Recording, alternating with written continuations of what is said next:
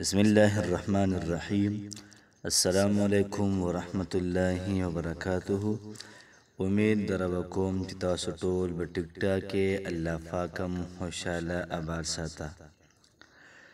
الله پاکم د هر قسمه مصیبتونو نه د هر قسمه پریشانونو نه په امن کې ساته. الله پاک دې زمونږ او ستاسو په کورونو کې د خیر فرښتې دا وګرځي. الله پاک دې موږ او تاسو ته پرسکون ماحول پرسکون زندگی دارا کی. نن چې کومه زموږ وظیفه ده دا د جمعې د ورځې حوالې سره ده او د جمعې په ورځ د سورة مزمل دا ختم د ډیر زیات ځان لشان لري. دومره ناشنا حیثیتونه لري، دومره ناشنا فضایل لري. که یو بنده د دې فضایلو نه خبر شو نو هغه به صرف سورة مزمل وایي، باقي به هیڅ کار نه کوي. نو سورة مزمل دا ډیر زیات بهترین عمل دی. د قرآن مجید ډیر زیات پاورفل سورت دی او دغه رنګ دومره طاقتور سورت دی، دومره طاقتور چې دې ته په دې خپل مدار کې محترم یو ځان له مقام دا حاصل دی چې څومره زمانه تیر شي په هر زمانه کې څومره غټ غټ ولیانو څومره عاملانو او دغه رنګې په میلیونو خلک دا سری محترمو چې هغوی به د سورة مزمل دا ختم دا محترمو کو. د دې په وجه باندې خلک د ځان تابع کړو، د دې په وجه باندې رزق یې د ځان تابع کړو، د دې په وجه باندې څونه چې پیریان دي څومره جنات دي د هغوی نه امن محترمو دا حاصل کړو. پاکستان او هندوستان کې حضرت شاه ولی الله رحمه الله چې کوم خاندان دی نو سورة مزمل دا د هغوی مجرب عمل محترمو. بلکې شاه اسماعیل شهید رحمه الله فرمان علی شان دی، هغه وایي چې موږ ته څه میلاو دي دا د سورة مزمل فتو پیل دا موږ ته میلاو دي. د دومره لوی سړی دومره غټ عالم دوی چې محترمو دا خبر کوي چې موږ ته څه میلاو دي د سورة مزمل د وجې دا موږ ته میلاو دي.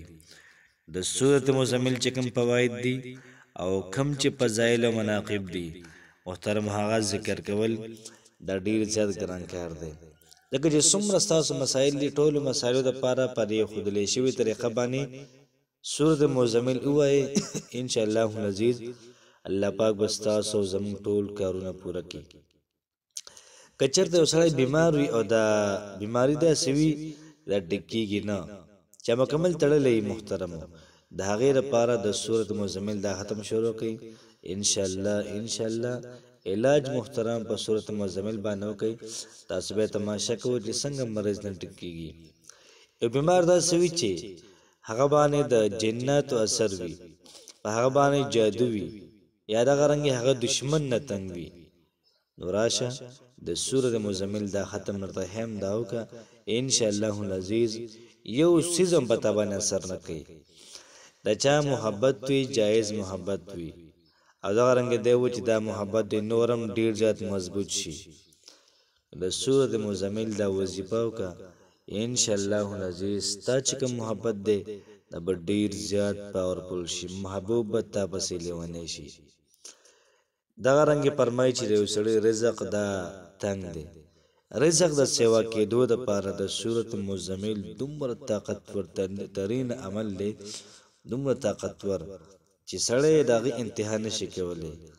او دغه رنګ فرمایي چې کاروبار کې ترقۍ دپاره دغه رنګ د نوکرۍ دپاره یو سړي دی تا پیسې ورکړي دي چې ستا د قرض د نه درکېدله د قرض د وصولولو دپاره دومره روحانیت لري، دومره ناشنا وظیفه ده چې سړی حیرانوي چې څومره مشکلات حل کړي، څومره مشکلات دي.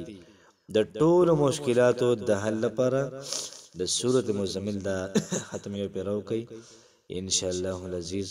تاسو به تماشه کوئ چې څنګه ستاسو کارونه نه کېږي. دغه رنګه فرمایي چې یو سړی په مرض کې دی، یو سړی په ګنده عاداتو کې دی، په نشه کې مبتلا دی، د هغې نه د بچاوي دپاره د سورة مزمل دا ختم وکړئ.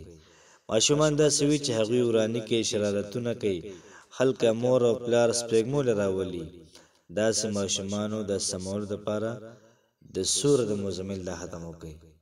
یاد ساتئ چې کله موږ سورة مزمل یو پیری ووایو او چاته ور وبهو نو دغه سړی د سورة مزمل یو قسم له ولی ساشي. بیا کو دغه سړی څومره پیری سورة مزمل وای نو انشاءالله العزیز اثر به کوي. او که ته وایې چې زه دې ولی ساشم یو پیره سورة مزمل ووایه او ځان باندې ورچوف کا، ځان ته وردم کا، ځان ته هدیه کا، ته ولی ساشولې او انشاءالله العزیز د هغې نه بعد چې کومه دعا کې د هغې نه بعد چې کوم کار کې د څه لپاره کې دغه مزمل وایه تماشه کوه ستا به ټول کارونه کېږي. فرمایي چې یو سړی سورة مزمل وایي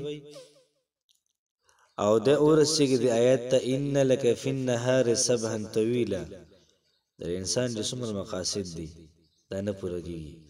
دې آیات کې دا مقاصد ذهن ته راولي. که به د باندې جادو شی وي جادو د ذهن ته راولي، که به د باندې قرض وي قرض د ذهن ته راولي، که به د باندې بیماری وي بیماری د ذهن ته راولي. دغه رنګ د هر څه ذهن ته راولي. پریشاني وي تنګ دستي وي دا د محترمو ذهن ته راولي.